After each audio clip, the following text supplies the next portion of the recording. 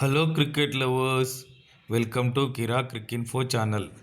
ఈరోజు match KKR versus LSG జరగబోతుంది.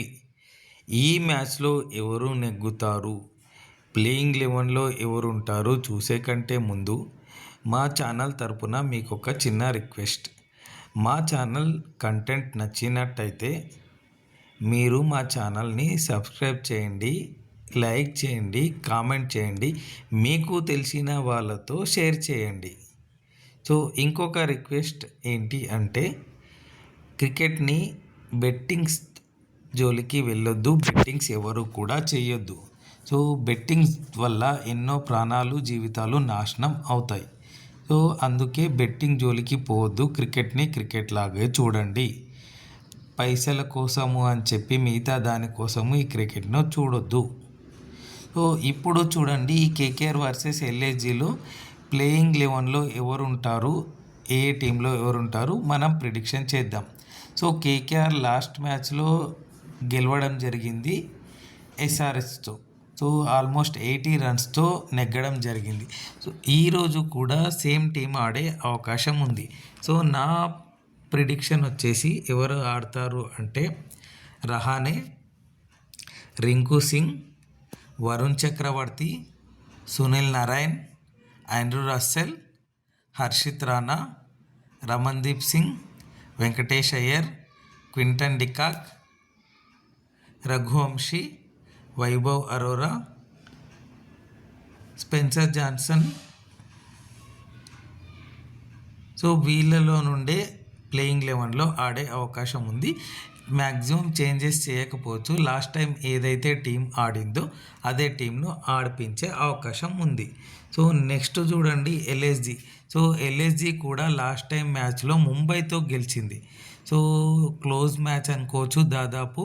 So ఆ రోజు బౌలింగ్ అండ్ బ్యాటింగ్లో మంచి పర్ఫార్మెన్స్ చేసింది కాబట్టి వేరే టీంతో వెళ్ళకపోవచ్చు, అదే టీంతో ఆడే అవకాశాలు ఎక్కువగా ఉన్నాయి.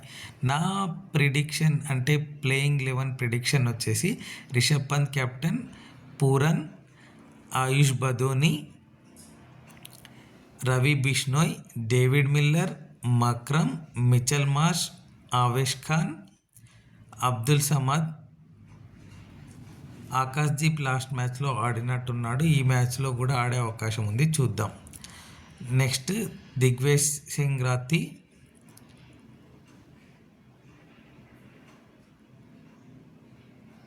సో వీళ్ళు ఆడే అవకాశం ఉంది. దీంట్లో నుండే ప్లేయింగ్ 11 ఆడే అవకాశం ఉంది.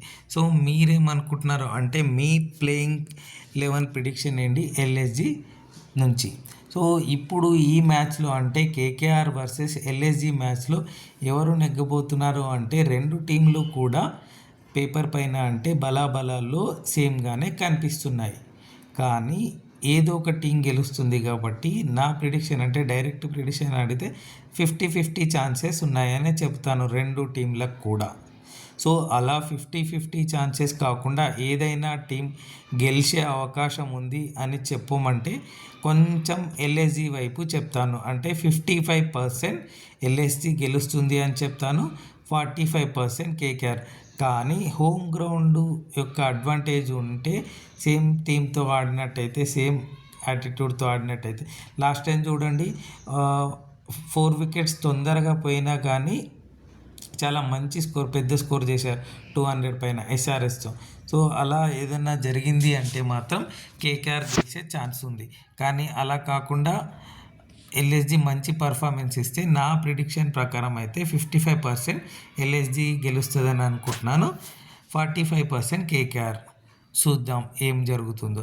సో మీరేమనుకుంటున్నారు, కేకేఆర్ గెలుస్తుంది అనుకుంటున్నారా, ఎల్ఎస్జి గెలుస్తుంది అనుకుంటున్నారా? దాన్ని కామెంట్ సెక్షన్లో తెలపండి. మా ఛానల్ కంటెంట్ నచ్చినట్టయితే సబ్స్క్రైబ్ చేయండి, లైక్ చేయండి, కామెంట్ చేయండి, మీకు తెలిసిన ఫ్రెండ్స్తో దీన్ని షేర్ చేయండి. Thank you so much for watching Kira Crick info channel. ఇంకొక వీడియోతో మళ్ళీ మీ ముందుంటాము. జై హింద్.